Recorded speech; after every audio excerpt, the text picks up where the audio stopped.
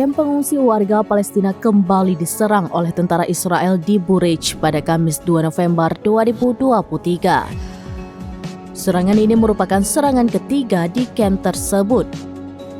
Bureij adalah kamp pengungsi yang relatif kecil di jalur Gaza. Kamp ini adalah rumah bagi sekitar 46.000 pengungsi Palestina yang terdaftar di Badan Bantuan dan Pekerjaan PBB untuk Pengungsi Palestina atau UNRWA. Serangan Israel beberapa hari terakhir kerap menyasar wilayah padat penduduk di wilayah kantong yang terkepung.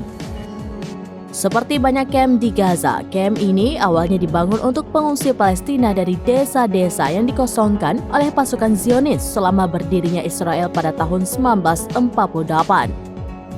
Para pengungsi yang menetap di Bureij sebagian besar berasal dari kota-kota Palestina di sebelah timur Gaza.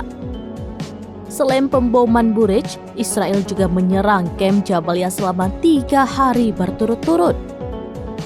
Akibat serangan di Bureij, 15 orang meninggal dunia. Pihak berwenang Palestina mengatakan serangan Israel di Jabalia sejauh ini telah menewaskan 195 orang dan 120 orang hilang.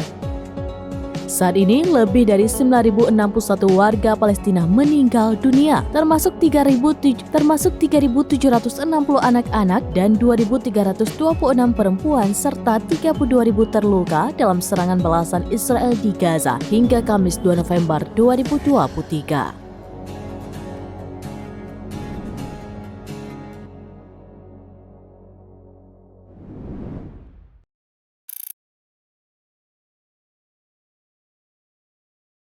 Download Tribun X sekarang, menghadirkan lokal menjadi Indonesia.